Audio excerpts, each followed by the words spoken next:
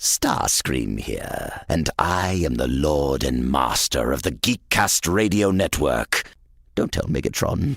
Today on episode 59 of the Cinema Geeks, we discuss who may be cast as the next James Bond. We talk about the tradition of box office record breakers. We have casting news for you for Ghostbusters and Star Wars. We have tons of trailer talk for movies like The Martian, The Walk, Everest, and Bridge of Spies. In our main attraction, we look at the record holder itself, Jurassic World. All that and more coming up on episode 59 with the Cinema Geeks.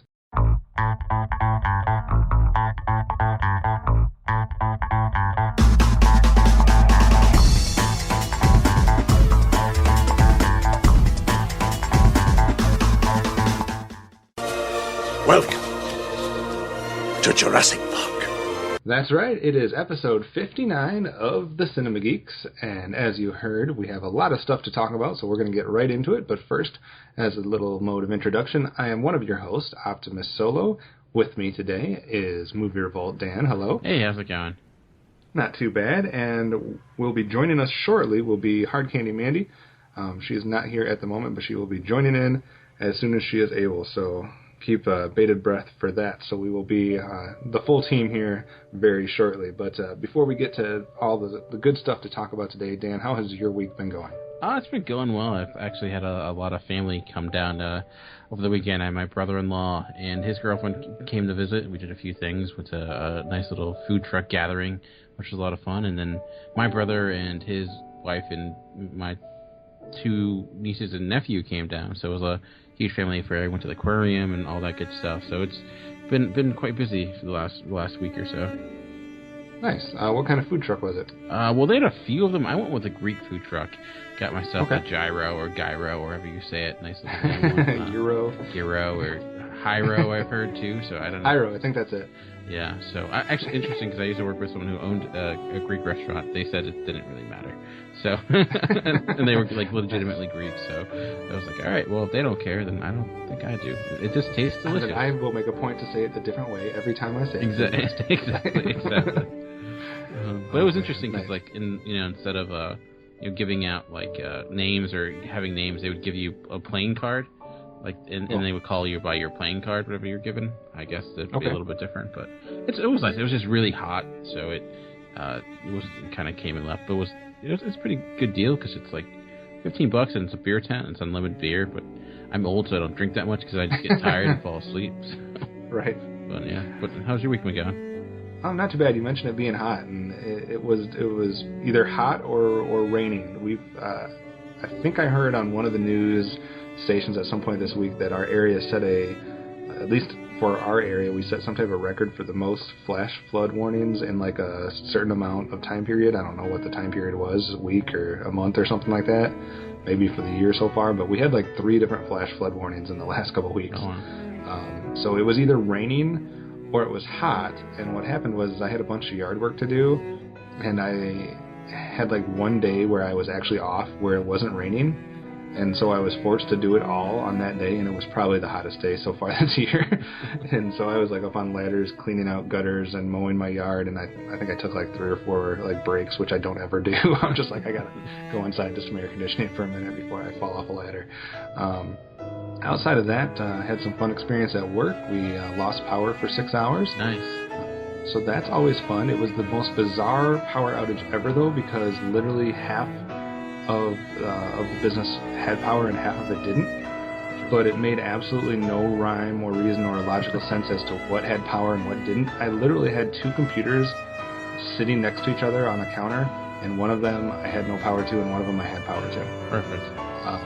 And it was like that throughout the whole place. So the biggest thing was, though, that all of the important things were the ones that we had no power for. So it was an interesting night, to say the least.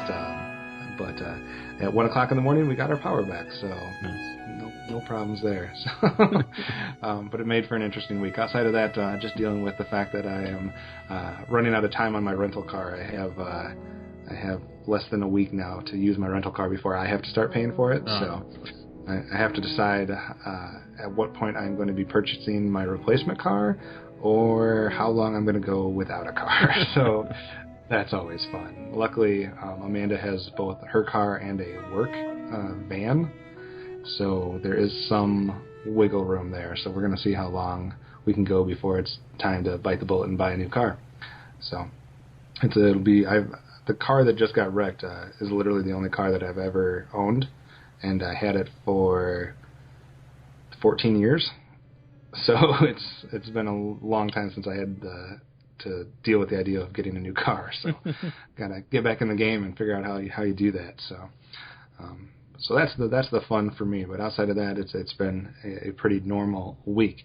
As we do every week, we like to start with the box office and our predictions from last week, and see what happened with those, and then make predictions for the next week. Apparently, I will apologize. I did not realize that my prediction was going to be as much of a slam dunk as it was. I thought I was taking a chance. If you look at the different movies that have released so far this year, not many of them have made over $70 million in opening weekend, guys. Yeah. Not many of them. Fast and Furious, Avengers 2. I don't know if there's been anything else that's made over $70 million in opening weekend without looking. So I thought, saying, hey, Jurassic World, there's some hype behind it. It seems like a decent film. I'm going to go out on a limb and say it's going to make more than $70 million. Okay. Don't fault me for being ridiculously low on that. But I guess my prediction was correct. It did make more than $70 million. Dan, your prediction had something to do with Cinderella, right? Yeah, it was interesting because Cinderella was like upping its theater count, and it was actually making more money. Like the increase, its box office was increasing because I felt like they were really trying to get that $200 million mark, and they were so close to it, but they did not quite get there. They're still 800,000 away from it. So they got close. They put a valiant effort, but it looks like they might be giving up because their theater count is dropping once again. So it looks like I know that you could really use that boost for your team, weeks. But unfortunately, I don't know if it's going to happen. I don't think it's going to either, but I need them to do exactly what they did this last week, 3 more whole weeks. Yeah, and that would be their 17th week in the theater. I don't even know if it should count at that point. But, yeah, so you just missed yours. And then Amanda tried for something she was calling her Golden Tux. Is that the right phrase from the movie? Sounds about right. Yeah, and so she was predicting the top 5 in order.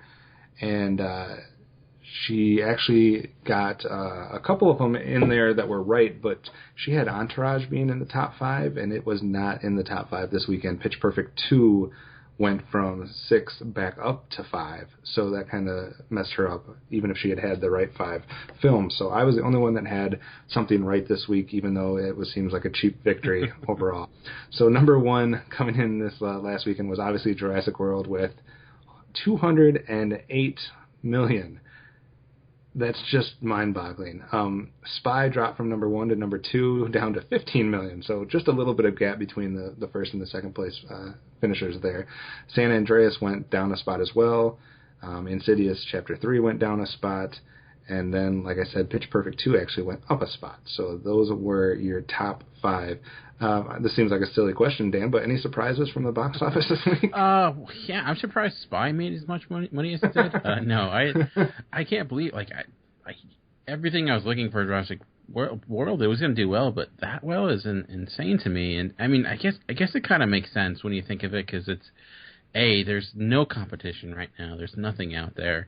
It's a movie that hits all the quadrants. I think you can take kids to it for the most part, because I watched, remember watching the original Jurassic World when I was a kid, or Jurassic Park when I was a kid, and I think there's a huge amount of nostalgia for the original Jurassic Park.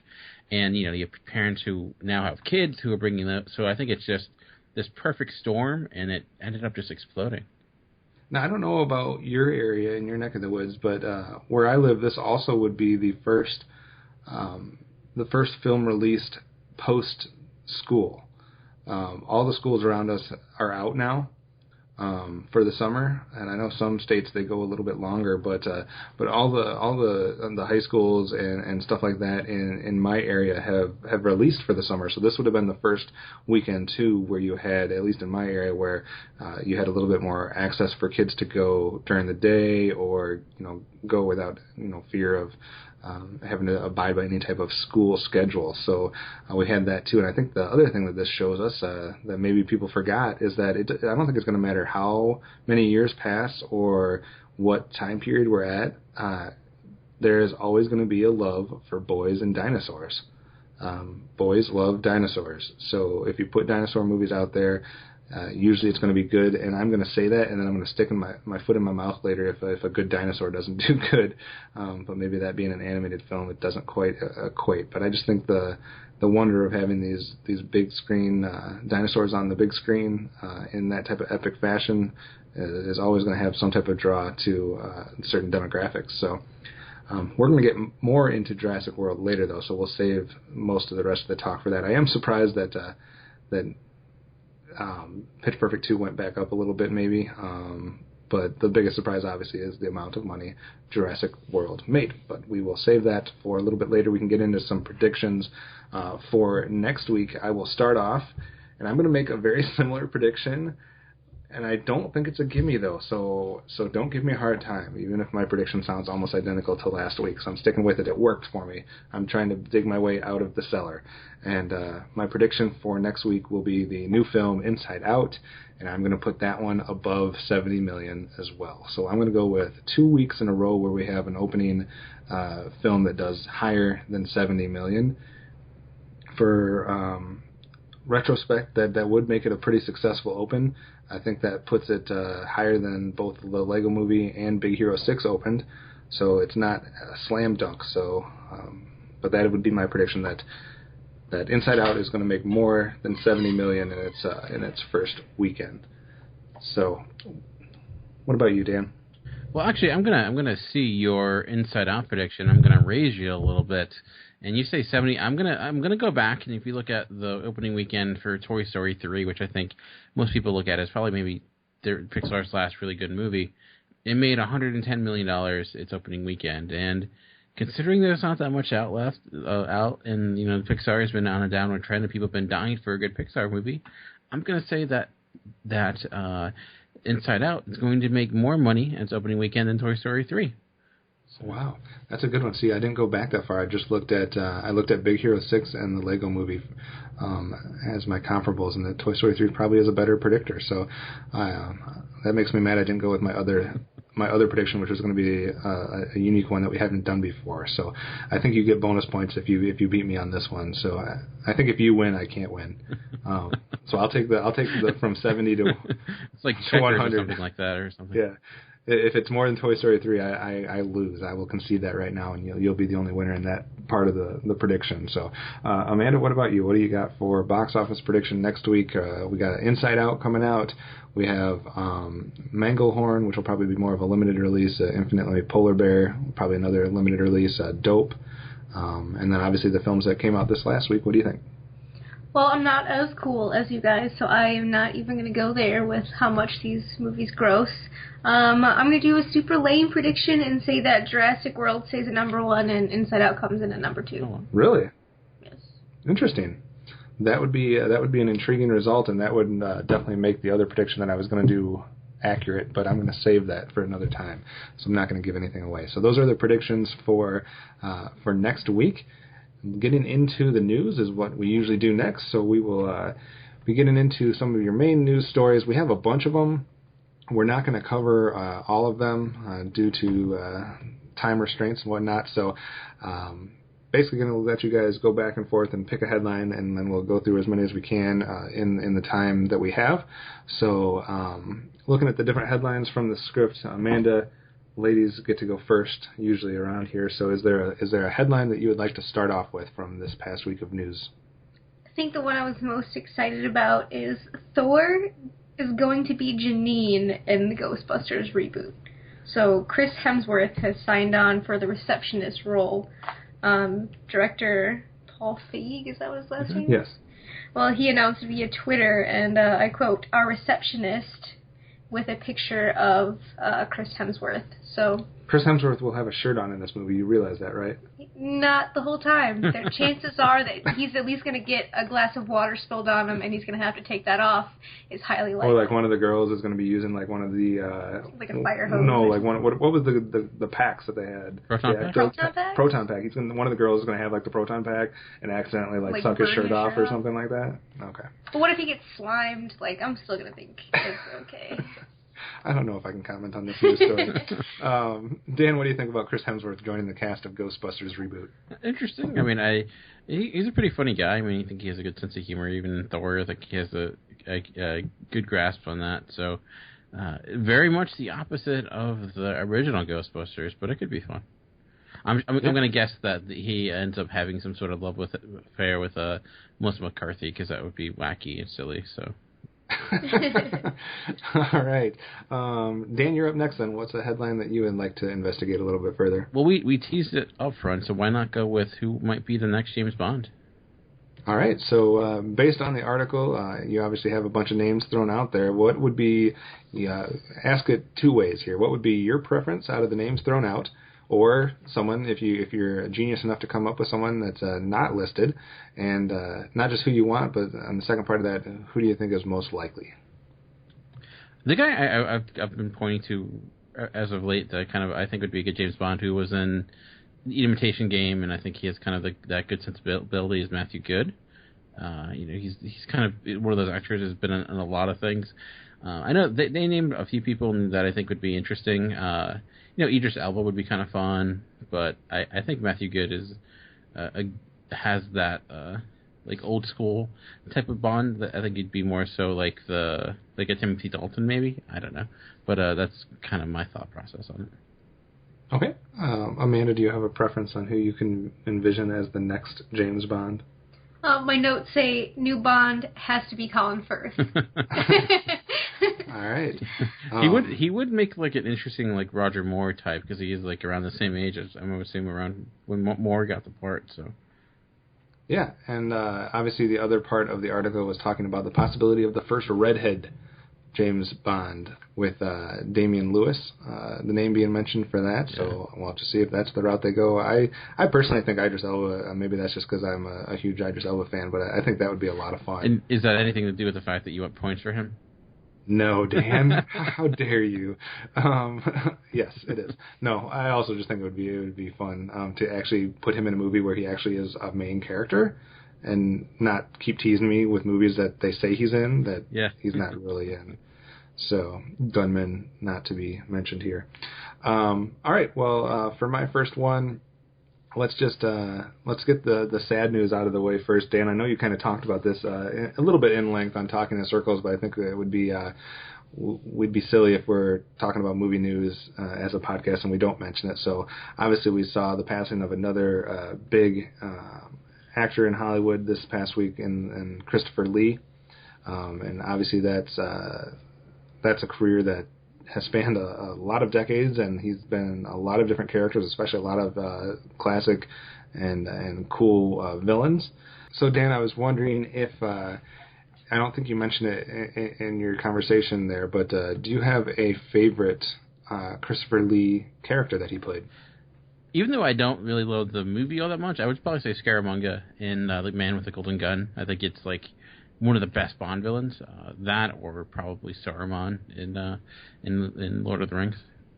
Okay, you stole the one that would be for me, though. It would definitely be Saruman for me. But that's not to say that he hasn't had some cool roles outside of that. Amanda, do you have a preference or familiar with Christopher Lee? All I can think of is Saruman. I know there's at least one or two more characters when I was reading it, but Count Dooku? Yes.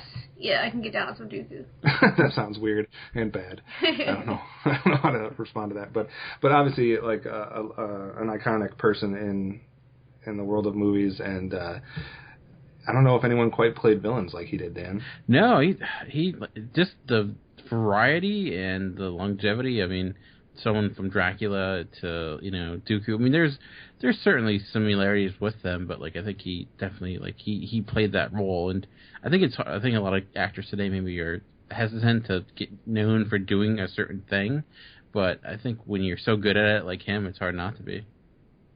Yeah, I think that too. But yeah, he will definitely be missed. And unfortunately, the interwebs, the Twitter world, and the world of the internet apparently doesn't 100% know who Christopher Lee is. I don't know if you saw this, but there was one article out there that was literally listing all of the different tweets and Facebook posts that were like "Rest in peace, Christopher Lee," and then they would have a link to like Ian McKellen or to like somebody that was not Christopher Lee. And it was funny because you can like go in and start reading the conversations, and they start getting attacked by like other people that see it, and they're like, that's not Christopher Lee, right? And they're like, yeah, he is. Just so terrible. Not trying to make light of it, but there's a lot of idiots out there.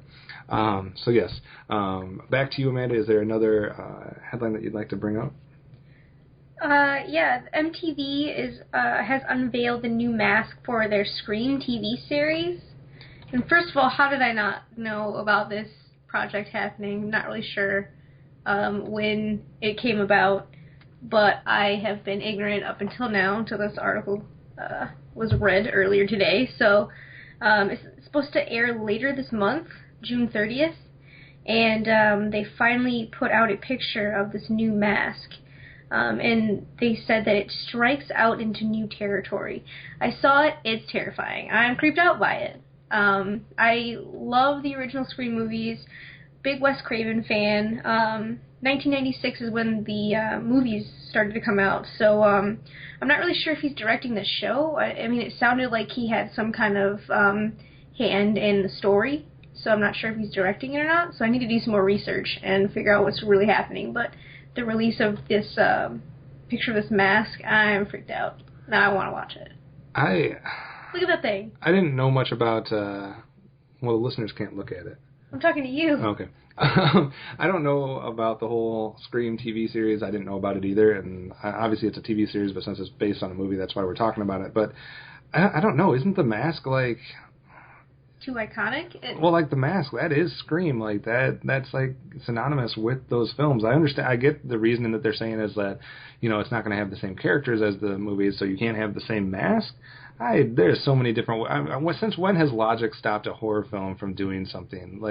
But the reasoning behind it, the new mask is cool and scary and takes the series into a new direction. It also ties into the story, which I won't give away, is what Wes Craven said about it. Yeah, I just don't buy it, and I don't think it's necessary to. I just you can put the same mask and you can say like the relative of somebody came across it, or you could have them find the mask somewhere. With American Horror Story and series like that coming out, they need to bump up the wow factor, the scare factor. This mask, nobody's going to be scared of the ghost face mask anymore, and this new mask is friggin' terrifying. Yeah, but it to me it just looks too much like mask that you would see like in the Jason film. It's too much like the hockey mask. Between the two of the Shatner mask and the hockey mask. I don't know. I'm not a fan. Dan, what do you think? Well, I kind of get why they are changing it, because I think it's something like you had the Scary Movie film, so I think they forever made that mask not scary now, so it's hard to kind of evoke the same emotion that you got from that originally. So, and the new mask does look kind of creepy. So it looks, has that like still look to it that's just disturbing. I just don't know if we need a Scream TV series per se, but I'm obviously not the audience since it's on MTV, and I don't know the last time I watched MTV because I'm an old fogey. So I don't know, but. See, I think they lost their chance there. They could have done like the little meta moment where they acknowledged that the original mask wasn't scary enough, like they found it or whatever, and they're like, yeah, but this is cheesy. They might even try that. They might actually have it where it's not working, so they change masks and stuff. Then I'd be all for it. Then that fits in the horror genre for me. Cheesy and fun. No matter what they do with the mask, you were never gonna watch this anyways, so calm yourself. Probably true. All right, Dan, that brings it to you. You got a headline you want to bring up next? Well, going the opposite realm of Scream, the TV series, why not a remake for Kindergarten Cop? Which seems unnecessary on every level, but...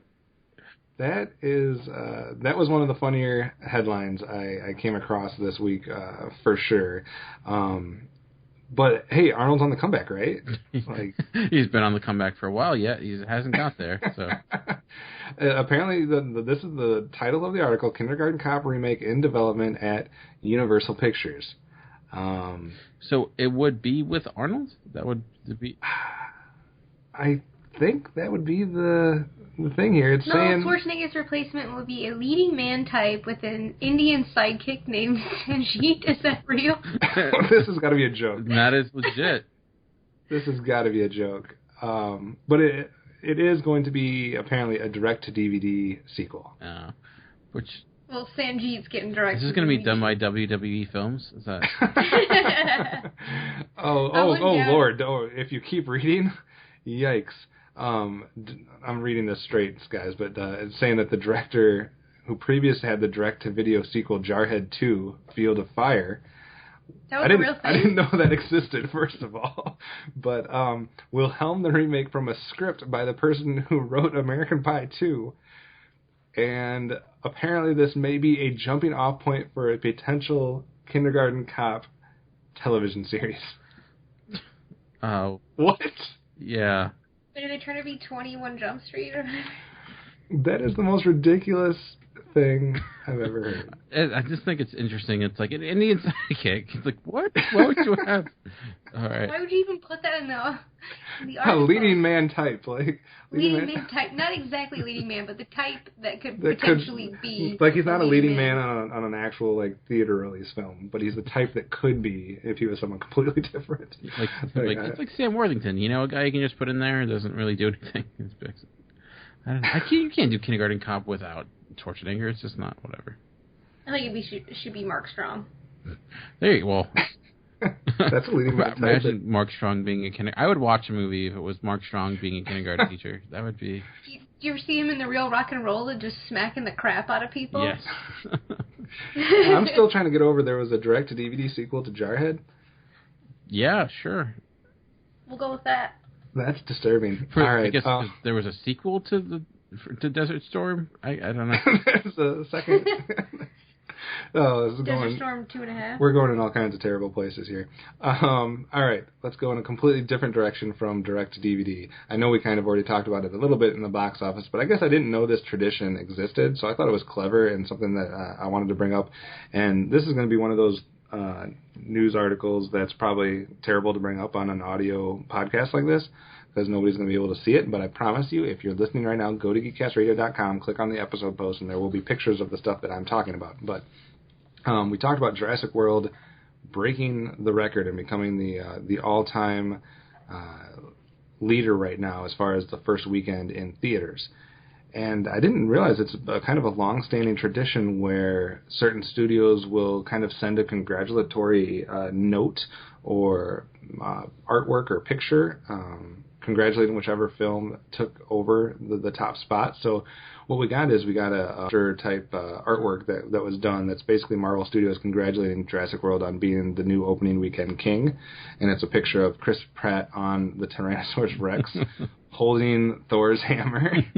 And then the Avengers are all kind of down at the bottom looking befuddled and confused as to what's happening. And it was accompanied by a tweet from Marvel had basically congratulating the Colin Trevorrow and Christopher Pratt, etc., which is cool, and that's what made the headlines. But I didn't realize this has been happening for a long time. So it happened back when Star Wars took over Jaws. It happened when... I'm sorry, I might have said that the wrong way. Yeah, it happened when Star Wars took over Jaws. It happened when Titanic took over Star Wars. I think when E.T. beat Star Wars 2 and Star Wars took it back. And yeah. Right, yeah. So, I mean, the original one here that I'm looking at, I don't know if this is the first time it happened, but is a picture of R2 kind of like on a beach with a fishing pole, and he's caught Jaws by the tooth. And it says, Dear George, last week Star Wars moved ahead of Jaws in domestic film rentals. Your hyperspace performance package really did the trick. Congratulations to the Cantina crowd and all the forces of your imagination that made Star Wars so worthy of the throne. Wear it well. Your pal Steven Spielberg. So, pretty cool thing. And like I said, and then George Lucas passed it forward by doing the same thing to James Cameron, and it's a picture of the Titanic going down with like all the Star Wars characters jumping off of it, and then Princess Leia is doing the whole Titanic pose on the front of the ship. So, did you know this is something that was kind of done from time to time, Dan? Yeah, I remember it happening when Star Wars beat, like, we reclaimed it from E.T. back in like the 90s when they had the re-release of Star Wars.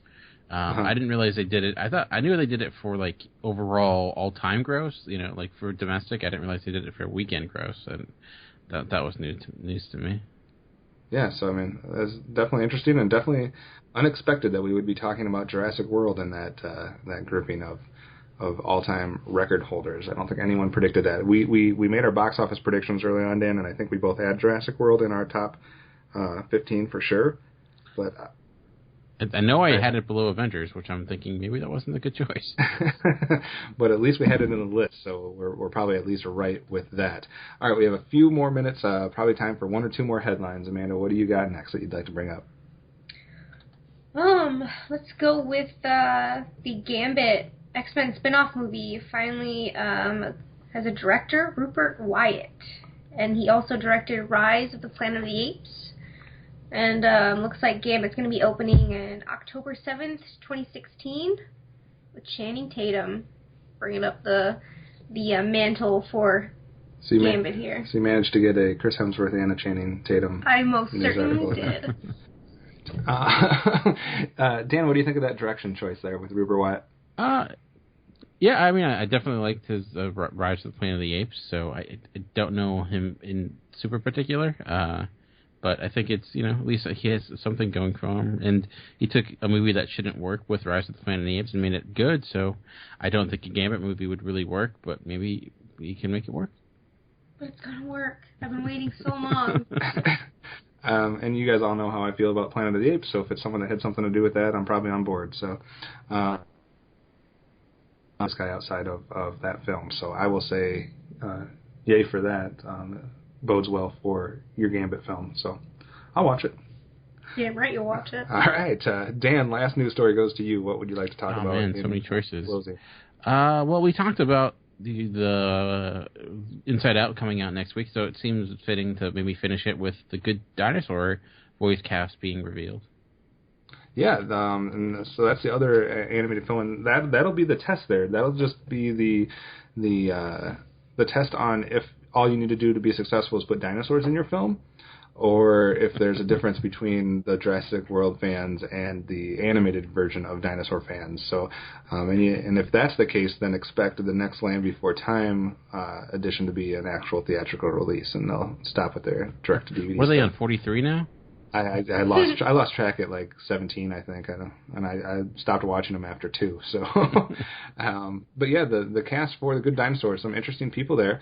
I'll just read down the names of people so far. We got Raymond Ochoa, who I don't know much about, but he's from NBC's The Night Shift and TNT's Rizzoli and Isles. I like that show. Jeffrey Wright from The Hunger Games and Boardwalk Empire. We got Steve Zahn, which I don't need to explain anything about him. A.J. Buckley from TNT's Murder in the First and FX's Justified. Anna Paquin. Here's my favorite one so far. Sam Elliott. Nice. The voice of a tough T-Rex named Butch. Now, come on. That doesn't fit him any better than...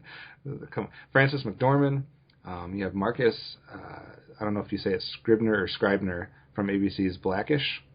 And Jack Bright from Monsters University. So those are the names being thrown out there. So it's an interesting route that they're going with this one, because it's not necessarily your like A-list Hollywood stars where you know it doesn't seem like they're just trying to put like Chris Rock or Bruce Willis or somebody that just has that instant name recognition. But they also didn't go necessarily like with the straight voice actor route. So it's kind of like an interesting mixture there. But what do you think of the voice cast there, Dan? It seems pretty strong. Definitely a lot of good actors that I feel, have voice talent or have done work. I mean, Sam Elliott for sure. I mean, looking forward to seeing what he has to offer. And I do believe, I think they had a cast and they they changed it or something. I forget. Yeah, because originally Bill Hader and Neil Patrick Harris, Judy Greer, and John Lithgow were all named on the cast, and they're nowhere on this press release. So apparently they decided to recast it at some point. Which is interesting, because I know that The Good Dinosaur itself has been having production, or had a lot of production changes and whatnot, so I don't know if that's because of that, but I think it looks good. You think Pixar's usually, even when their movies haven't been fantastic, most of their voice casting has always been pretty strong. What about you, Amanda? What do you think about that voice cast, or just the prospect of the animated dinosaur film now? I think it's cute. Has it been done before? Yeah, I don't know too much about the story or what's going on with the specific movie itself, but I like the sound of the voice cast, and I'd definitely be interested in seeing it. All right, so that's it for the news this week. There were some articles that we didn't get to, so if you're interested in hearing more about the articles we didn't get to involving, I can't believe we didn't talk about it, but a Star Wars casting. We talked about a new Halloween film. There is an article about what's coming up next for Matthew Vaughn involving possible Kick-Ass or Hit Girl films. Problem for a reboot for The Crow. Information on the sequel to Equalizer, because that needed to happen. A new young adult novel being adapted into a movie, a comic book being adapted to a movie that you might be interested in. And Dan, I can't believe I didn't bring it up, but the information about a sequel to Maleficent. There you go. So you can read all about all of those things on the website. There will be links there. But now it's time for us to move on to our next section, which is Trailer Talk. There was a slew of trailers that came out. Too many for me to list off. There's probably about 20 trailers that have come off. Obviously, we had a special episode last week when we were talking about the top 10 animated films, so this is covering the last 2 weeks, basically, of trailers. So I'm not going to read them all, but they're all going to be on the website. Dan, was there one or two out there that you would either caught your eye in either a positive or a negative way that you wanted to bring up? Well, the one that kind of caught my eye was one I ended up seeing when I went to see Mad Max, which I've seen since the last time we met, and that was the trailer for The Walk with Jordan Gordon-Levitt. There wasn't much there. He doesn't talk much, but I didn't realize that movie was going to be in 3D, and getting just a glimpse of it within 3D, I think that could be interesting. I'd be curious in seeing it. I worry about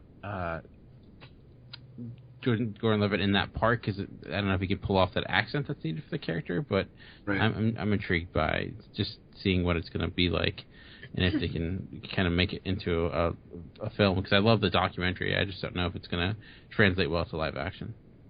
This is one of those ones that I did have some questions on for that exact same reason that you just brought up, and I thought that some of those questions actually were put to rest a little bit, possibly by that trailer, because at first I was like, how are they going to do this? This seems like something that's much more, like you said, made for something like a documentary, and how are they going to turn this into like a movie type thing, where it's going to be able to keep an audience's interest in more of that fashion. But the trailer seems like it's adding a lot to everything that's going into this, the problems that he's coming across, and kind of just the whole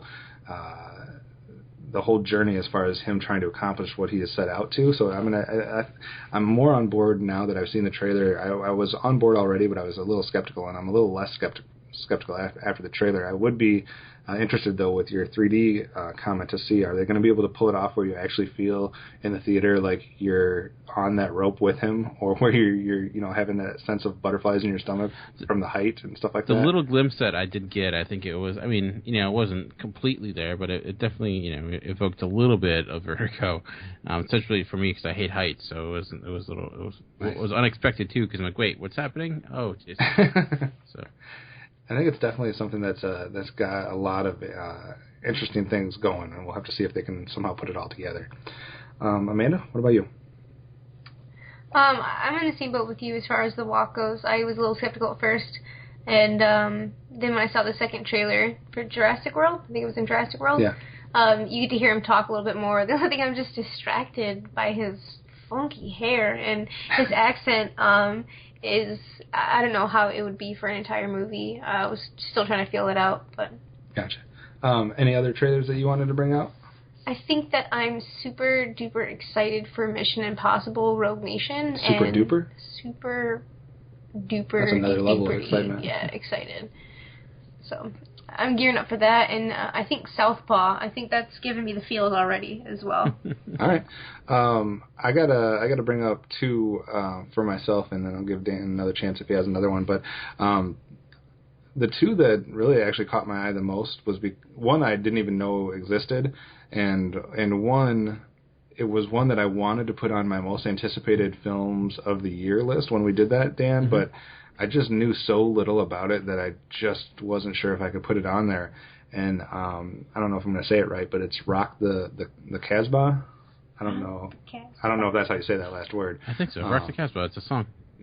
Okay, Rock the Casbah.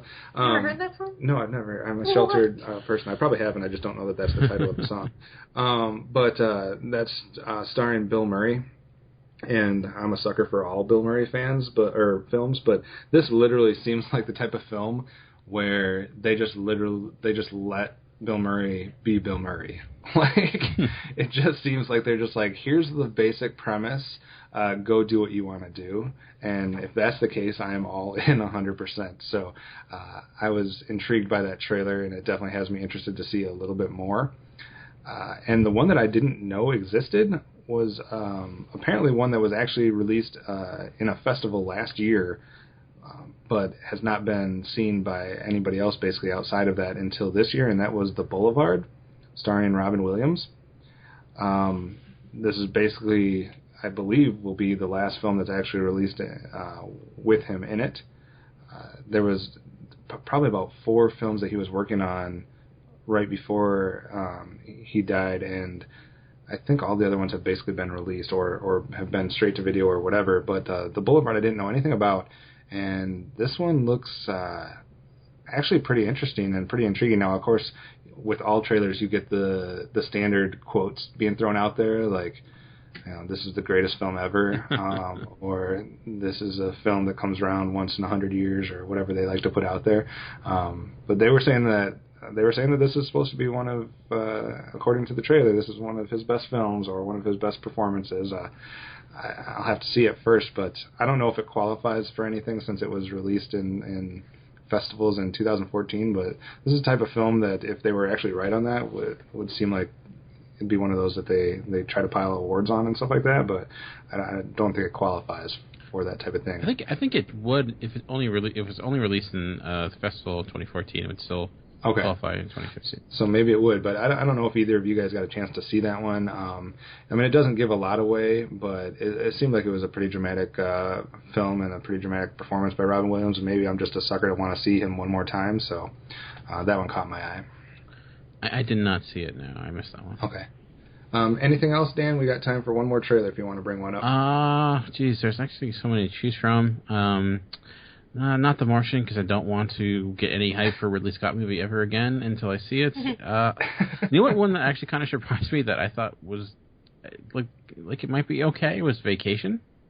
Okay. I'm a Ed Helms fan. I liked him in The Daily Show and The Office, and it does seem like that the Vacation that's coming out is, you know, it had some funny moments. It's like funnier than I expected. So maybe that would be somewhat of a good example of how to do a remake, but I think Ed Helms fits that role well, and I think it. You know, I like how it certainly is self-deprecating and referencing the first Vacation, but we'll see how it goes. Yeah, I'm on board with that one as well. I think that one seems like they're going about things the right way. Maybe they will prove us wrong, but up to this point, it seems like you said, they're doing everything right to both. Pay homage to the original and kind of be in that same vein, but updating it with the right people. And from what I saw, it seems like something that I would be on board for. So I'm excited about that one, more so after the trailer than I was beforehand as well. All right, so that does it for Trailer Talk, but there's a lot more trailers listed on the website, so if you want to link to or if you want to watch some of those and comment on those, there's a bunch of other ones there that we would definitely be interested to hear your excitement level for, whether it be in a positive or negative manner. We're going to take a quick break, and when we come back, we're going to get into a main discussion, which is something that doesn't always happen, but all three of us were able to actually make it to the theater, so we are going to have our main review of Jurassic World coming up after the break. After these messages, we'll be right back. Hi, this is Greg. This is Chuck. And this is Dan, and we are Talking in Circles. Because the world needs another podcast, we are here as Geekcast Radio's newest edition.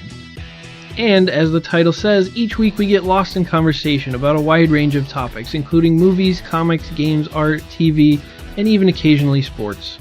We play games and discuss pivotal topics like who would win in a fight, the Kool-Aid Man or Tony the Tiger, and examine the hot-button issues of the world of geekdom. We keep things fresh by taking timeless topics in new directions. We are simply three friends having a fun time talking about life's most fascinating foibles. Stay connected with us every Tuesday on iTunes or at geekcastradio.com.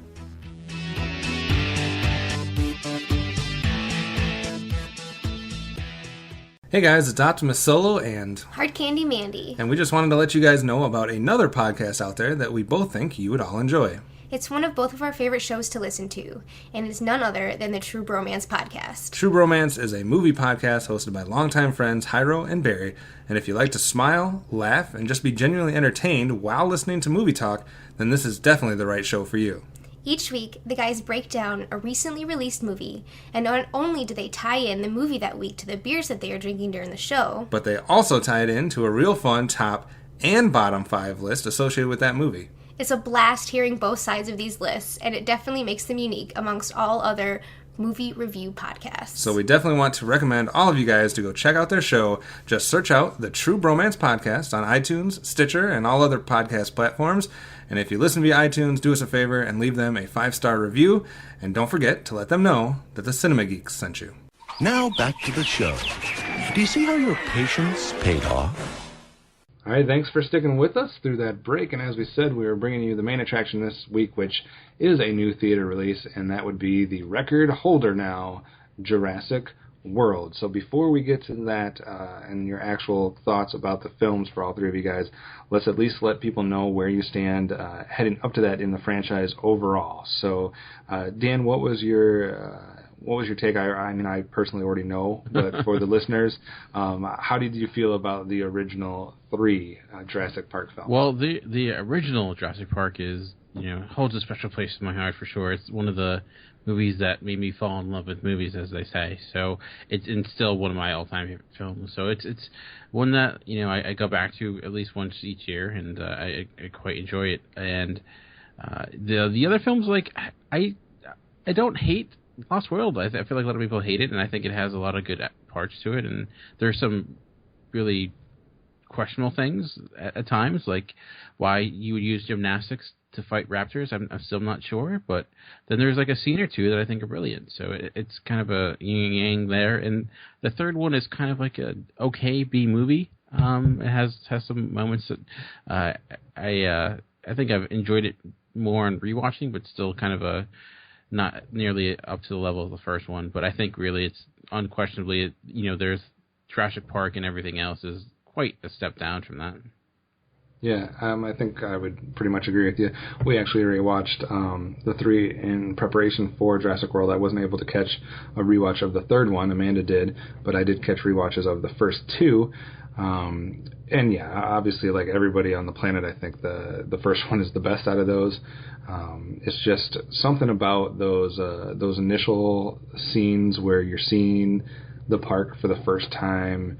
You're seeing the dinosaurs for the first time, and the John Williams score comes on, and it's just, especially if you see it at the right age, it was just something that was completely awe-inspiring. And still to this day, the animatronics and the effects that they used in this film for the dinosaurs are absolutely insane.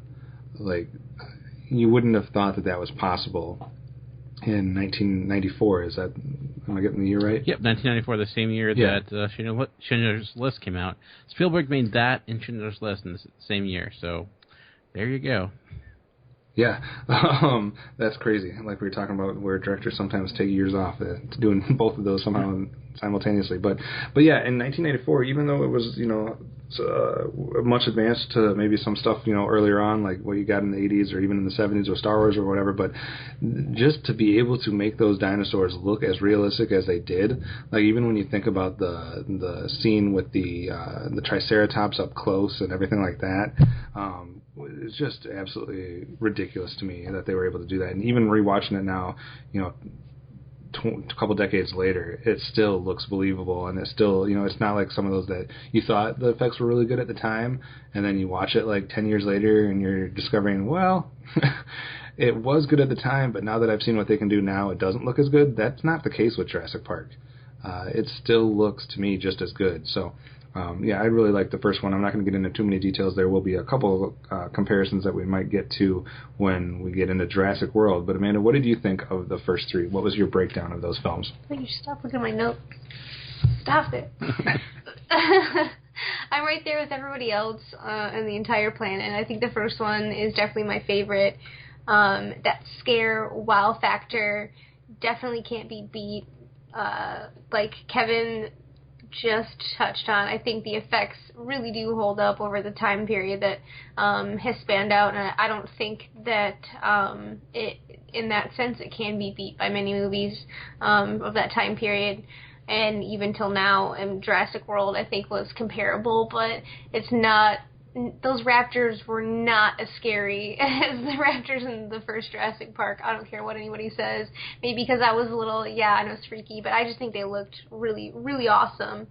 For The Lost World, I think it was shaky at best. I think it had a really cool premise, though. I think the whole idea of having this other island that they kind of nurtured the dinosaurs there first and then brought them to the park. I think that was a really cool idea. Just wasn't executed very well with the T-Rex in San Francisco at the end. But as far as Jurassic Park 3, my notes just say William H. Macy, bro. Like, come on, dude. You wrecked it for me. And I'm not normally hating on William H. Macy. But in this, I just couldn't get over his part. It was too silly for me. Okay, so we all liked the original Jurassic Park film, and maybe parts of at least the other ones, maybe not as well as the original one, but parts here and there of the other ones. But that doesn't necessarily speak to what your excitement level or anticipation level was going into Jurassic World. So since you're just talking, Amanda, we'll start with you. But getting into going to watch this one, what were you thinking? Where were you thinking it was going to hold up? How excited were you? What was your anticipation level? I think this is one of my most anticipated films of this year, and it definitely didn't disappoint me. But as far as my love for the first three, or I should maybe just say the first one or two, I was definitely wicked stoked for this to come out and see what they would do with it. All right. Dan, what about you? What was your anticipation level? I know probably pretty high based on the first one, or were you just kind of hoping that it wasn't bad, like not necessarily bad, but like the second, third one? It varied, honestly, when I, it depending on how close we were, because, they were talking about doing Jurassic Park, 4 or whatever have you for years, and it was like one of those things that was never going to happen, and then, it ends up coming out, and I'm like, I don't know about it, then the trailers started coming out, and I'm liking it more and more, so the closer we got to it, honestly, the higher my anticipation grew. So I think when I walked or I actually drove in, because I saw the drive-in. When I drove in to the theater, I was actually highly anticipating it, just because of I was just ready to get back to the world that I saw 20 years ago. Yeah, for sure. And I was kind of like you said, I'm mixed. I came back kind of in and out depending on what was going on. Like, the idea that there was going to be another Jurassic Park film was, I thought, cool for me. Like, that wasn't one that I necessarily minded that there was going to be a remake, especially, all these years later with the effects that were possible, and maybe to see how they could maybe ramp it up or even impress us more, or at least to the same level that the first one did. I wasn't necessarily jumping head over heels about it, but it was definitely one of my more anticipated films for this year, just to see how it was going to happen and what it would what way they would go with it, and to kind of see how successful they would be. So I was pretty excited for it too. Before we kind of delve into it, what were your initial reactions as you left the theater, as the movie was wrapping up? First reaction out of the theater, Dan. What did you think? Honestly, my initial reaction was I enjoyed it, but I was disappointed, and I was trying not to do what is really hard not to do, and to compare it to Jurassic Park and want to get the same type of reaction I got from that one, from this one, but I think overall, I think there were aspects I liked, and what I was worried about was kind of, which we can probably get into, was the direction, but what I think really let it down was the script as a whole, and even though I thought, I enjoyed my experience, I was worth watching, I was hoping for just a little bit more, and to live up to the hype of the first one. But I would say, in the series, I do place it above the second and third film. Yeah, I would place it there too. My initial reaction, I think I even said it to Amanda afterwards, was that I liked it, and it was a fun summer movie, but that it had I had lots of questions and lots of issues or problems with certain things. So I'm kind of probably in the same boat as you are, where I was at least partially disappointed, and I found myself I found myself not comparing it to the first Jurassic Park film, but instead I was comparing it to things like San Andreas, Godzilla, Transformers, Teenage Mutant Ninja Turtles, and saying, like, if I'm just looking at summer blockbusters or big budget, popcorn flicks, where does it rank amongst those? Yeah. And is it better than those or not? That's actually kind of interesting. As I was watching it, Godzilla was the first movie that kind of came to mind, where it had similar issues, but I feel overall like it was, I thought it was better than Godzilla, but I thought a lot of the same problems kind of are related regarding characters and the way it kind of its human aspect, I would say. So I think that's kind of the interesting enough too. That was a movie that I was reminded of most often watching it, not Jurassic Park, but Godzilla. Right. All right, Amanda, what do you think? What was your initial reaction? Good, bad, or ugly? I enjoyed myself. I think I was thoroughly entertained throughout. And I tried my best not to compare it to the first one and not be too hard on it, and just try to enjoy myself and take in the experience. This is definitely one that you completely have to shut off, though. You have to shut off your movie reviewer, critic, logical hat. You have to take that off and turn it off, and try to just purely go along for the ride, I think, because as soon as you start thinking about stuff, it just makes me mad. But before we get into any of the issues or problems that we had, let's start on more of a positive note. What were the things that you liked best, or the things that you thought were the best things as far as how they did things? Anybody that has one can go, but what were the brighter spots for you guys in Jurassic World? I thought, like I mentioned, the direction, I was surprised it was better than I expected. I liked Safety Not Guaranteed, which was Trevorrow's movie before this, but it's nothing compared to this, and he's obviously no Spielberg, but I thought overall his action sequences were staged well for the most part. I will preface this by saying I did see this in the drive-in, so I can't really judge the things like special effects all that well, because it's not the best location to see it, because it's darker and it's hard to see certain things, but I really love things like the pterodactyl sequence. I thought was a standout, and I think it did enough to forge its own legacy.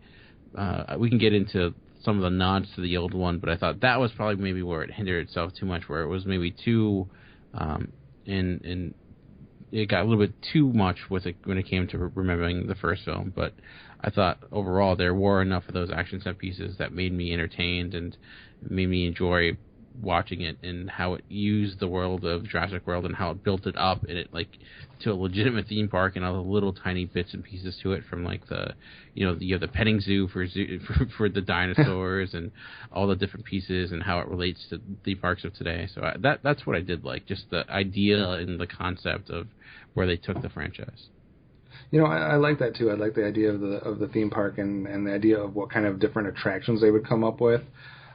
Like you said, whether it be the petting zoo or the SeaWorld aspect or the gyrospheres or all the different attractions they came up with, and it also seems like, even though it's this fantastical world of dinosaurs that they did stuff that seems like it would be how they would do stuff in real life.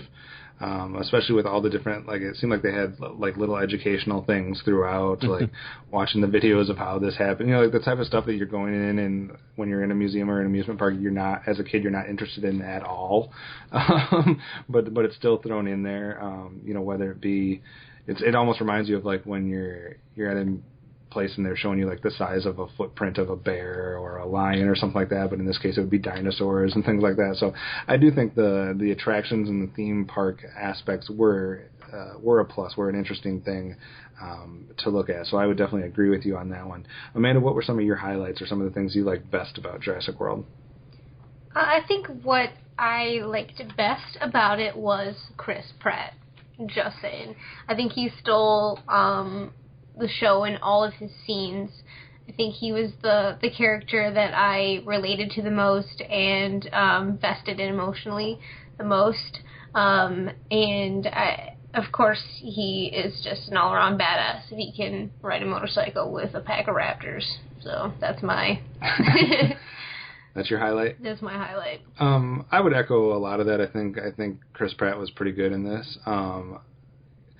And I know I've heard a lot of people say that they thought he was underutilized or could have done more, or they could have used him even better. I don't know. I thought I was happy with what they did with him and happy with what he was doing. I think it was kind of hard because in a lot of sense, and we'll kind of get to this later when I get into the negatives, but for a lot of sense he was trying to replace two different characters or represent two different characters that existed in the first film in a way. So I thought that was kind of hard, big shoes to fill, but I was pleased with Chris Pratt, and since you're bringing up performances, this is where I'm going to get maybe the most hate from listeners, because apparently I disagree with a lot of other people that are talking about Jurassic World out there, and that is when it comes to the child actors. And I've heard way too many times this week people praising the child actors in the original Jurassic Park, and I love Jurassic Park, the original film from 1994, but the child actors, especially the girl was absolutely awful in Jurassic Park, in my opinion. And maybe I am alone in that opinion, but I thought she was absolutely the worst part of Jurassic Park. The boy was not as bad. I thought the boy was more believable and didn't have some kind of cringeworthy moments. But the girl from the first film I thought was cringeworthy almost all the time. She overacted the crap out of things. The looks on her face and the way that she did things were ways that most people don't act and don't show on their faces. Now, that's not just me hating the fact that she was retarded with the flashlight and wouldn't shut it off. I'm not just mad at that, but I just thought I did not care for her as an actress in the first film. I mean, I very much strongly preferred the child actors in Jurassic World. I don't know about you guys, but I would take the two kids in Jurassic World over the two kids in Jurassic Park. No, I would have to go the opposite, honestly. I thought the younger kid in Jurassic World was pretty good, but I thought the teenage guy was just, I don't know if bad acting is what I would go with. It's necessarily... I think he had some bad writing. Yeah, and I just thought his character as a whole was really... uninteresting and just rather just like a mean, and I get that was what they're going for, but I didn't really have any care for him at all, and I just thought it was I'm just talking strictly from an acting standpoint, not for the writing of the actual character. I found the kids in the Jurassic Park a little bit more interesting because I think it ties in line with more of what that movie's doing. I never had an issue with their acting. Is it big? Yeah, I guess. I don't know. They always to me felt like acting like kids, especially the young boy who was just fascinated with dinosaurs, and he was kind of annoying, but I mean, certainly they weren't I liked him. subtle, but they weren't in a subtle situation, so I guess that's the way I took it. I guess I don't know how I would act if I saw dinosaurs, and I was... No, it wasn't. It was just more so like the way, like, I don't know, I just thought the girl overacted on a lot of stuff. Not that she was acting too big for the situation, but that she was just, the facial expressions and the way she moved just didn't seem natural to me, even in that situation. I don't know. Maybe if I watched it first as an adult, but I guess seeing it as a kid, it just seems like the right thing to do, but... Gotcha. I thought the kids in this, the younger kid I thought was interesting. I thought those kids together did not have much chemistry or did not really feel like brothers to me. They just were kind of dull. But and like I said, I think that's more of a issue of the writing than it has to do with what they were given than their actual acting ability. What do you think, Amanda? I can't really give a crap less about these kids in Jurassic World. I mean, all of a sudden they're like, oh, we're 15 and we have worked on one car with our grandpa in our entire life, and now we can get this 20-year-old keep running. That was a little bit bad. That was pretty bad. Things like that. I really did not buy into their story at all. I liked the kids in the first Jurassic Park. I don't think that they were the highlight of the movie for me, but probably because I was the same age and, I really didn't care. I just wanted to see somebody get bit in half by a T-Rex. But watching it as an adult, I think that some of the scariest scenes were when the kids were in danger in the car with the T-Rex, and I think that was a really great scene, as well as the kitchen scene.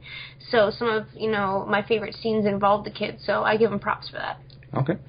Fair enough. I will be in the lonely island about not liking her. I like the boy. I like both of the little boys in both films better than the older siblings. But did we miss anything good, or did we only each have one thing?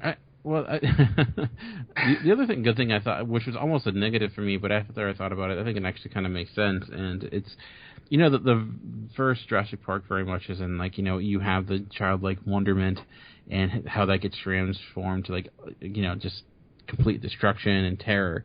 And in this, at first, it's like, well, I feel like it's trying to go for that wonderment, but it feels very artificial. But then I think that's a purposeful choice, because you look at there's a specific scene that comes to mind where they get to their hotel and they open the classic John Williams score from the original film. It starts to crescendo and it opens up, and where you got like the dinosaurs last time you get this amusement park, it just feels like that's what it's like seeing dinosaurs compared to seeing Disneyland. But I feel it makes sense because you do see the effect of what would happen if this was actually made into a theme park. It'd be kind of, you wouldn't have that same effect. It'd be a little bit more touristy and artificial, and it wouldn't have the same type of reaction you would get when you see them like in just their natural habitat, which I thought was interesting. And you mentioned Chris Pratt. I thought I did enjoy him, and I don't want to get into spoilers, but I do think it gets, I don't know, stronger is the right word, but I feel like it gets more interesting as the movie goes on, or at least more entertaining. I can see that. I think as far as how jaded the feeling gets from going from that wonderment to going to the hard truth about what really would go on if this was commercialized like this. And I think that it's really represented in B.D. Wong's character and his arc as well. I think that is really showcased there. I agree with that. Now, some people listening to different podcasts that have been talking about this or different things on the internet, it seems like there's been some polarizing reactions to B.D. Wong's character. And some people either liked it and some people absolutely hated it. So you're saying that it worked for you and that you kind of liked the way that it kind of showed a shift in him over the course of these. Now, if you remember, and I think the people that are having the biggest problem with his character in this film are forgetting the time span that's going on in between here, and how long he's been working on a project that, or had this passion to do this, and that, he tried and it didn't work, and he's been along for this long time. So, I mean, I can kind of see where eventually you can have that arc where he's kind of been jaded to a point where he's got the motivation to do what he's doing in this film. But I don't know. How did you guys react to his character overall, Dan? He did seem a little bit more like, B-movie villain than I expected. But I guess like you, I was like, well, I mean, you have to be a little bit, you have to have a little questionable morals if you were going to get in this business to begin with, considering when he was doing it, it was really under the radar and like questionable. And, the original Jurassic Park scientists did some, genetical engineering as well. So, like, it's not like it's the first time he kind of did that. So I could see it. To me, it didn't seem it was that far off. And you get like 5 minutes with the character. I think if that guy was not an actor still and like not in Law and Order or whatever show he's on, I don't think it would be a big deal. To me, it's not like you get his full insight. We see him for 5 minutes in the original film, so I don't think it's right. I don't know. I didn't have an issue with it. I didn't really either. Amanda, you didn't have an issue, obviously, either, since you said you appreciated his art, correct? No, yeah, I think I really enjoyed. Maybe it's because I've just seen the originals pretty recently to have that fresh in my mind to just see the bright look on his face and the enjoyment that he got out of his work to it being something that now has changed into, I've got to make money off this, I need to up the wow factor, I need to deliver results that aren't the same kind of results that I started out trying to accomplish or reach. I think that seeing that even just briefly, in the first to what it is in this Jurassic World that he finds himself in now, I think that it really shows what that industry has done to him as a person. Yeah, I would agree to that, and that's why I didn't have as big of an issue either. So any other highlights that we didn't get a chance to talk about yet? No, nothing really comes to mind. Okay, well, let's flip it to the negative side then. What were the things that took away, and let's just start with the big one, and this is not a spoiler because it's revealed pretty quickly, I think, in the movie, so I don't feel bad about, and plus $200 million worth of people have seen this already, and so I feel like this isn't as big of a spoiler, but let's get into the military angle of this whole plot. And the idea that Vincent D'Onofrio's character and the military is interested in taking trained raptors and possibly other dinosaurs in the future and putting them into actual military atmospheres to fight wars instead of people. I buy it. No, I'm joking. Yeah, it's interesting because I mentioned that this movie's been in development forever, and I don't know if you ever saw some of the concept art that they've made over the years. There were at one time these dino soldiers that were genetically modified. They were odd looking, and I feel like this movie does seem like it's a script that's been around and passed around and adjusted here and there, and that has these parts that doesn't necessarily all tie together all that well or feel all that well developed. And I think the best example is this military portion of it, just because they're just hanging out there, and then they're like, okay, this is gonna happen now. It's just okay, but I don't know. It seems questionable. Though, I mean, we do use dolphins and other sea animals as military tools, so maybe it's not. The dolphin is going to take your arm off, randomly. Hey, don't underestimate a dolphin, Never underestimate a dolphin. I mean, Flipper can attack Jaws all he wants, but I don't think he's going to come and bite my toes off if I don't give him enough fish. No. I mean, we can use orcas. Orcas are pretty badass. They might take out. There you go. I think maybe somebody watched one too many 80s cartoons and was seeing Dino Riders and Dino Saucers and stuff like that. But the biggest thing for me, Amanda has no idea what I'm talking about, nor does anybody younger than the age of 28. So I apologize for dating myself with those. But I think the biggest issue there is we're talking about the U.S. military. And they're one of the most structured, organized, regimented, regulated type of organization that you can come across. And even if it was something believable, even if you were trying to go with something, I don't know, there would be no way that they would ever trust something as wild as a dinosaur to do anything for them. It just seems like the logistics of even getting it to where you need to get it to would be you have to feed the dinosaur, you have to, I guess, parachute it in to where you're, I don't even, I mean, though, we had cars on parachutes. I think the only way you top it was dinosaurs on parachutes. That's a whole other. Dino Drop with Danny Glover? Come on now, or Dino Drop, Dumbo Drop or whatever it is. Yeah, I mean that would be the next one, Jurassic Park Dino Drop. You just need Chris Pratt on a four-wheeler and you're good to go. You can get him anywhere. So he was on a motorcycle. He was not on a four-wheeler. I'm saying if we're going somewhere in a little bit more different terrain, maybe. It was also unbelievable that he was trucking around on his Harley compatible or whatever. I don't know. I just think the military angle of this story is quite possibly one of the dumbest plot angles I've seen in a movie in a long time. Yeah. This is right up there with Turtles from last year. Yeah, I mean, it does make sense, but I my bigger issue, I mean, it does seem kind of odd that there'd be like the military at a theme park, but whatever. And I think it kind of ties in line, like I said, with the script as a whole, because I feel like a lot of the characters were lacking. I mean, that's one of the things I love about Jurassic Park. It was the characters. Ian Goldblum's character. They're all kind of colorful and they all worked well together and interesting in their own right. But with this, like we mentioned, Godzilla, similar thing where, Bryce Dallas Howard, I was not all that into her character and her performance, and the kids were okay, but not all that, not nearly as interesting as the other film. Sorry. No, I agree with you 100% on that. Like, that was, to me, also one of the biggest draws of the first one, besides seeing the effects and the dinosaurs and how realistic they looked. But, like you said, you had Malcolm, you had Grant, you had even, like, people like, what was it, the main hunter guy that gets killed by 3 raptors. I can't remember his name. Muldoon.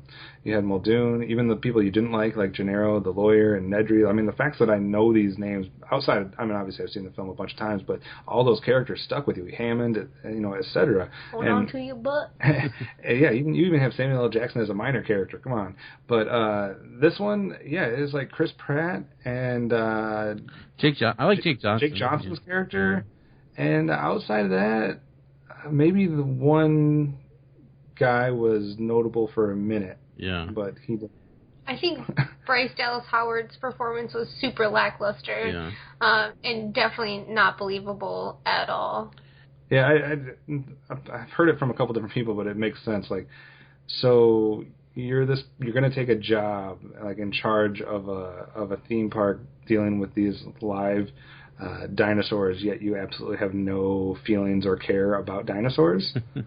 Like, that just bitch, seems I don't weird. care who you are or what kind of shape you're in. If you're running from a T-Rex with a flare in your hand, you are kicking off your heels and you are dipping like an Indian through the woods barefoot. Just saying. I don't know what just happened. But yeah, you would definitely be not wearing the heels anymore. Especially not those old lady ass pumps. Come on now, get some red bottoms. You are like some kind of big head of a conglomerate or whatever you want to call it. You can afford some Louis Vuittons, girl. Get out of those nasty grandma pumps and get you some help. I don't speak that language. I don't know what language you just spoke. But getting back to the characters, one last thing I wanted to say about them. It wasn't just that we were missing the memorable characters, but because of that, it seemed like what I was saying before, like Chris Pratt had to try to be like 3 different characters in one. Yeah. Because he's literally taking Grant's role from the first one, as well as Jeff Goldblum's role, as well as Muldoon, the hunter's role almost. And it's like, how can he be all 3 of those people? And because he was trying to be all 3 of them, I feel like we really lose the sense of what was represented by Jeff Goldblum in the first one, and I think the lack of that hurt this film a little bit. And I think, too, the issue that came up, and it's hard not to compare the movie because it almost wants to be compared to it because there's so much, right? The homaging and referencing to the original. There's everything from, like, a small cameo from Mr. DNA to, like, legitimate shots taking from it to, like, other aspects where it's obviously, someone wearing the shirt from Jurassic Park, so it almost kind of get out of its own way in that way, where I think it was a mistake to push it that hard, because all it made me think of was, like, I'd rather watch Jurassic Park, which is, it's that was, it's, I think, okay to do it in one angle, but just continually to push it over and over again, I thought was a little bit much. But I did think there were some interesting references to other movies too, including like Alien and Aliens, that I thought were a little bit more effective, but.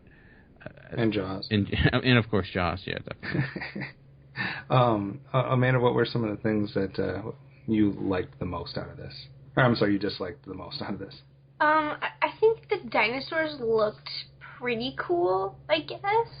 But I think one of Chris Pratt's best lines was, dinosaurs, wow, enough, in regard to the gene splicing. And I think they definitely way overdid it with the gene splicing of the Indominus Rex.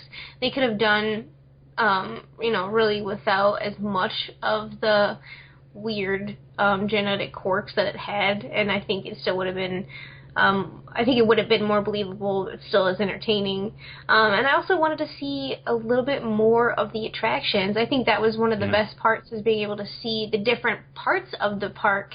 And I think what I did see, I really enjoyed, but maybe a little bit more would have been nice. And I think that was one of the biggest failures, too, because they had a perfect opportunity when those two kids are off the beaten path, and they're basically out in the actual, past that one attraction. Like, they were basically searching for a way back to the populated part of the park, back to the hotels and the restaurants and where all the people are. And it seemed like it would have lent itself to exploring and kind of going through and hitting like 2 or 3 or 4 different areas of the actual theme park. And it just seemed like they didn't do that. They went through like one. And that was about all you got to see. So I was looking for more of the other areas besides the quick sequence of showing all the brontosauruses and the trip back to the original the compound or whatever. They didn't go through a whole bunch of different areas. I mean, I guess we got to see the bird, the aviary or whatever you want to call it, from a distance. But yeah, I didn't get to see either enough attractions in the park or enough like exhibits of different types of dinosaurs. Like, where was the area for this type of dinosaur or the area for that type of dinosaur? And I didn't feel like we got enough of that to give us a grand scheme of how big this place actually was, because it literally seemed like anytime they needed a character or a dinosaur to be in a certain area, they were there instantly. Like, there was never travel time, or the 3 places they were literally touching each other. But whenever they showed that big map, there was a big, huge space between things.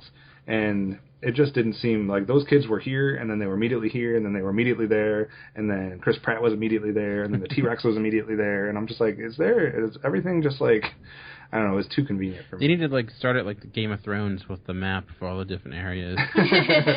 Yeah. Kevin is still trying to get a handle I'm only on that. season 2, so I'm still trying to figure that out. They all die.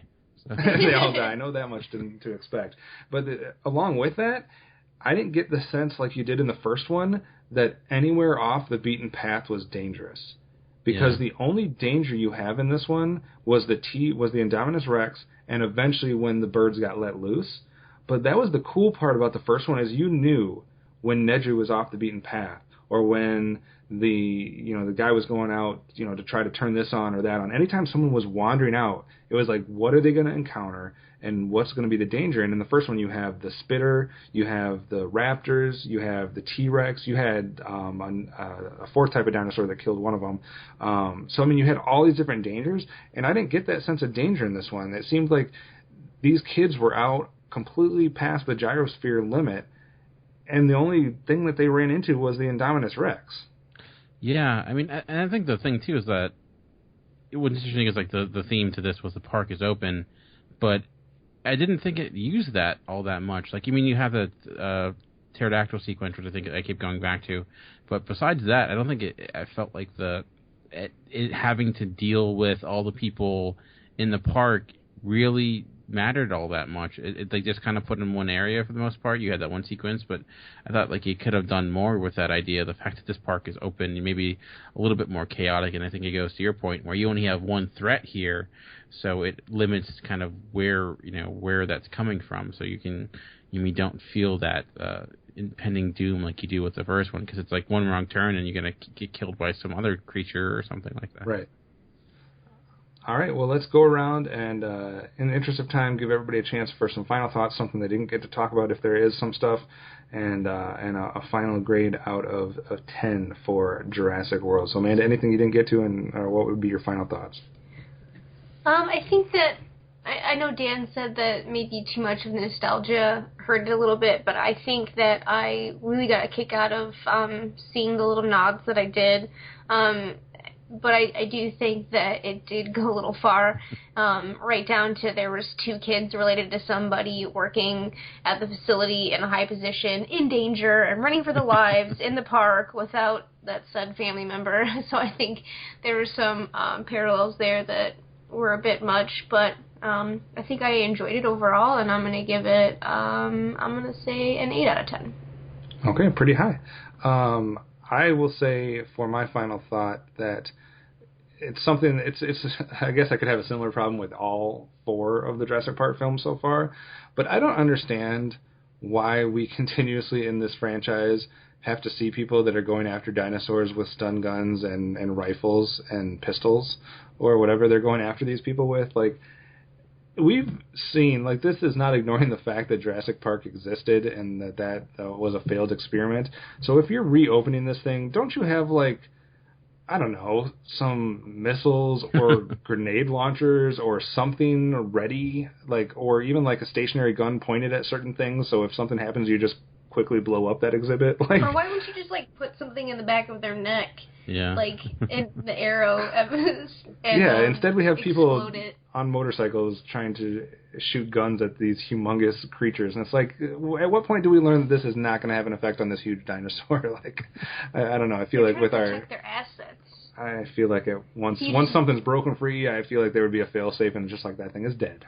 Because our military is involved. And if the military is involved, they have the weapon power to do that. Send a drone missile in, that thing is dead. Another thing, this is Costa Rica. Why is the American, like, government so heavily involved here? Like, shouldn't the military not be there? It just doesn't... That's a good question. Yeah. Maybe it's a U.S. Maybe it might be they might have purchased the island, so now it's a territory or something like that. I don't know.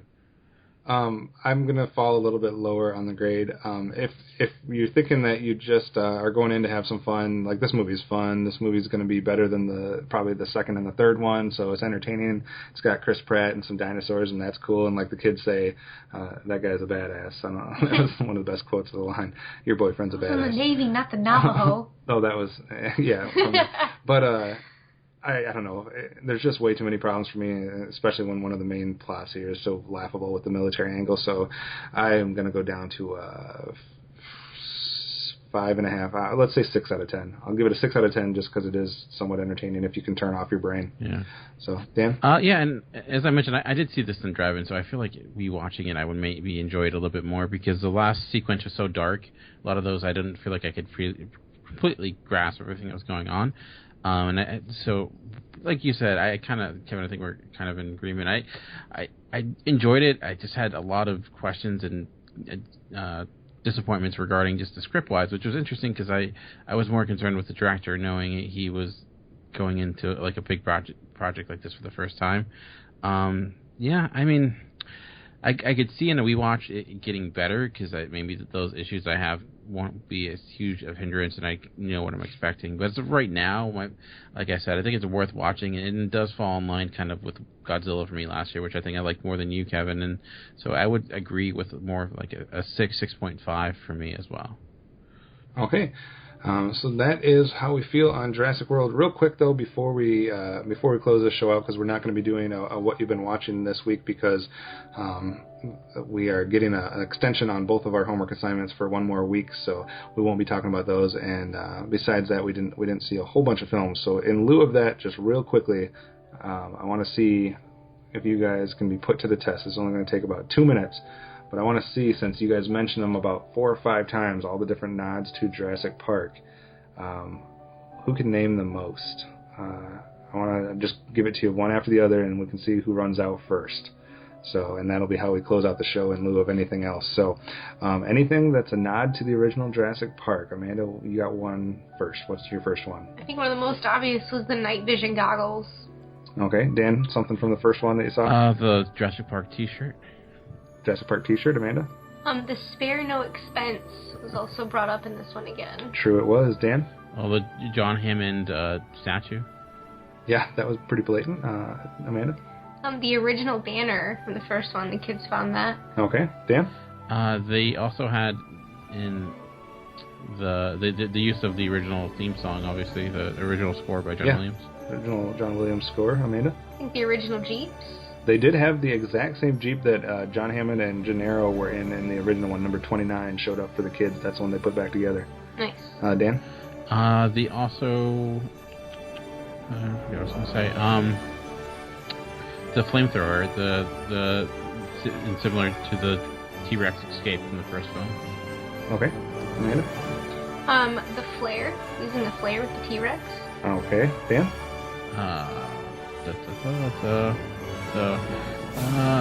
The Clever Girl. They use that line, I believe. Yeah, with the raptors. Yeah. Amanda? When those kids are at the educational area, they're digging up what looks like the same raptor from the first movie that they were digging. Oh, okay, that Grant was digging. Okay, I didn't see that one. Dan? The Mr. DNA cameo. Mr. DNA cameo, voiced by none other than Colin Trevorrow in this one, because Greg Burson, who did it in the first one, is no longer living. Amanda? Like the OG, like wall murals and decals Okay. kids found. Dan? The gates similar to the first film. The park gates, they said it was actually had a voiceover that said it's the same gate, even though if you look at them, they look quite different. But the same gate. Amanda? I think it's the same T-Rex as the first It one, is too. the same T-Rex, including scars that he suffered from the first film. So that is good. Dan? The spitting dinosaur. They have I forget the name of the actual dinosaur, but they use the same kind of image from the first film. Oh, yeah, that he walks through at one point. Amanda? You guys are running out. Like I mentioned before, there's the two kids related to somebody working at the park in danger, blah, blah, blah. Dan? The Brontosaurus sequence is very similar to that of with the Triceratops of the first film. Yep. Definitely, for sure, the closest up we get to him. Amanda? I'm going to say B.D. Wong. B.D. Wong appearing in both of them. That's pretty easy one there. Dan? The use of the goat and the T-Rex. Man, you guys are good. Amanda? I got nothing else. Dan, you got anything to one-up? When the Imperious Rex escapes, you have the scene of him under the Jeep with the teeth like next, to him. Right. That's similar to the T-Rex and escaping in the first film. All right. You also had a couple other ones that we hadn't mentioned. Ian Malcolm's book, God Creates Dinosaurs, is seen in the chaperone's hands at one point, and then later on one of the tables or desks. They talked about Jake Johnson's desk being messy in a similar way that they talked about Nedry's work center being a little bit messy in a different way. That's reaching. That's reaching a little bit. He drank soda, so in the original Jurassic Park, where they're the Chilean sea bass scene where they're all sitting at the table eating, there's a projector in the background that's showing different potential things that would come later, and one of them is a screen that says Jurassic Tennis. That is actually one of the amusements at this theme park that actually has come to fruition. They don't really show what it consists of, but there's a sign that says Jurassic Tennis. Let's see. Jurassic Tennis? Yeah. I don't even understand that. I don't know what it would be either. Jack Horner, who was a paleontologist, brought on for all four of the films to be kind of like the educational guy that tells you what you're doing right and what you're doing wrong. Was he actually the guy with the long hair and the cowboy hat in the second one? He was the one that he appeared in Jurassic World at the raptor pen after they did the successful training exercise. He high-fived somebody, so he's appearing in this one. Let's see, we had the chaos theory that happened again. In the original one, it's with the water with Jeff Goldblum. In this one, it was dealing with blood falling from one of the dinosaurs onto somebody's hand, and the one drop went one way and the other drop went the other way. Oh, good lord. Apparently. Yeah, I know, right? And let's see, the last thing was not necessarily from the first one, but the Spinosaurus skeleton from the dinosaur that was the bad guy in the third Jurassic Park film. The skeleton is busted through by the Indominus Rex. It's kind of a symbolism of this one being better than that one, I guess. I don't know. And Michael Crichton book on Jake Johnson's desk as well. A book by Michael Crichton. So, all right. So that is it for this week. Not much to talk about besides what we already talked about in our box office prediction that Inside Out is coming out next week, along with Manglehorn, Infinitely Polar Bear, and limited release. And a few other true crime novel being adapted to a film starring Kate Beckinsale called The Face of an Angel, a horror comedy starring Anton Yelchin and Alexandra Daddario, Burying the X. Seems interesting. Dope. And then as far as Blu-ray releases, we have Survivor starring Pierce Brosnan and Forger. The Forger starring John Travolta, so I know people will be running out to get those two for sure. If you don't want to get those two, last week when we didn't talk about it, Chappie, Lazarus Effect, Run All Night, and Unfinished Business are all out on DVD now as well. To close it out, anybody have a question for for the listeners about anything we talked about today. Dan, you got anything? Well, with Jurassic World making $1 trillion, where there's going to be a sequel, but my question is, do people have an idea of where they can go to for the next movie? Because I have no idea, so I'd be curious if people have any theories of what might be next for the franchise. And will they try to make as many nods to the Lost World as they did for They're going to go to Jurassic San Park? Diego. They're going to... There's some girl's going to get eaten on a beach somewhere, and that's how it's going to start. All right, so what directions could they go for the next Jurassic Park? Because Chris Pratt signed up. They're doing more as long as they keep making money. So, all right, thanks, as always, for tuning in to Cinema Geeks this week. You can obviously visit the website, geekcastradio.com, find the episode post, comment. We will respond to that. You can also find us on Vlog Talk Radio, iTunes, and everywhere else that you can find podcasting, stuff like that. What about Twitter? Amanda, what's your Twitter? Hard Candy Mandy, eyes, no wise. Dan, your Twitter? At Movie Revolts. And the show name there is Cinema Geekcast, and mine is Optimus Solo. And that does it for now. So thanks for tuning in this time. Be sure to check in next week for your next chance to listen to the Cinema Geeks, and be on the lookout for some special episodes coming to you from Dan and I dealing with some director retrospectives. So look for that as well. Otherwise, we will see you next week.